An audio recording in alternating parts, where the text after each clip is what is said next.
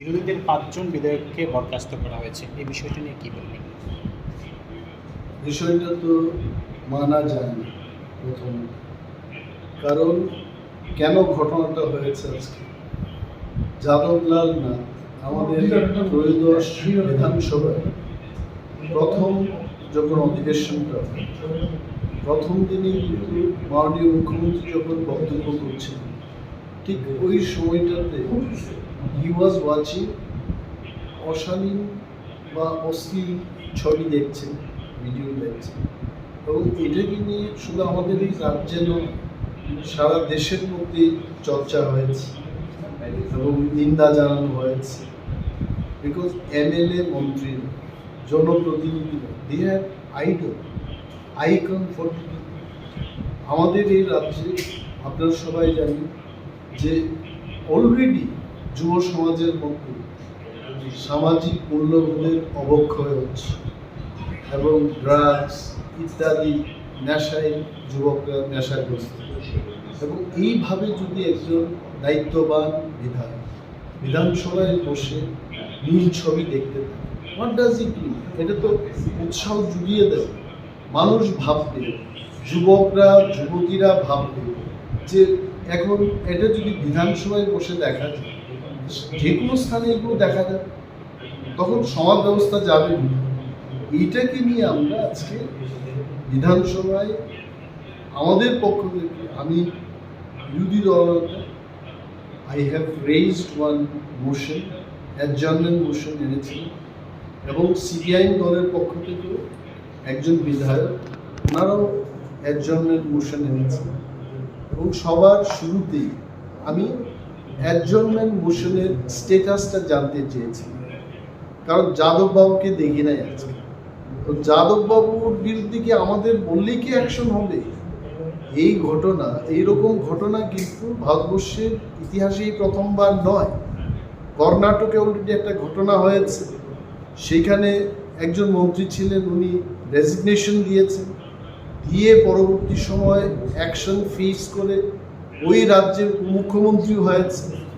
গুজরাটের বিজেপি বিধায়কদ্বয় এরকম ঘটনায় জড়িত ছিলেন, ওনারাও অ্যাকশন ফেস করেছেন, এবং উড়িষ্যায় কংগ্রেসের এক বিধায়কের উপরও এই ধরনের ঘটনা ভারতবর্ষে অনেকখানি হয়েছে। উই এক্সপেক্টেড যে ত্রিপুরা বিধানসভার মাননীয় অধ্যক্ষ আমাদের কমপ্লেন ছাড়াই উনি অ্যাকশন নিয়ে নেন, কারণ ত্রিপুরা রাজ্যের সম্মান মর্যাদা বিধানসভার নয়, ত্রিপুরার মানুষের, আমাদের যে কালচার, এত রিচ কালচার, আমাদের জীবন মানের মান সম্মানের উপর এটা বিশাল ক্ষতি হয়েছে, মানুষের কাছে আমাদের মর্যাদাহানি হয়েছে। তো এইটাকে আমরা ভেবেছি যে যাদবলালের বিরুদ্ধে উনি অ্যাকশন না নেওয়ার ফলে এই অ্যাডজার্নমেন্ট মোশনটা, যখন আমি জানতে চেয়েছি উনি উত্তর দিতে পারতেন, yes I have accepted your adjournment motion, বসে পড়তেন। নয় উনি বলতে পারতেন যে no I have not accepted, তারপরেও বসে পড়তেন, কারণ মোশনের সময়টা আসবে। আই অনলি ওয়ান্টেড টু, কিন্তু উনি সেটা না বলে বলছেন যে আমি শুনব। এই আমি শুনবো কথার অর্থ it is not allowed or disallowed, he may not give time. আমার বক্তব্য হলো এই যে অবিশ্বাসটা কেন, অনেকগুলো প্রশ্ন আমরা এনেছি, অনেক ক্ষেত্রেই ওনারা নানা রুলস দেখিয়ে বলছেন যে এটা এভাবে হয় না, ক্লিয়ারিটি নেই, এই নেই সেই।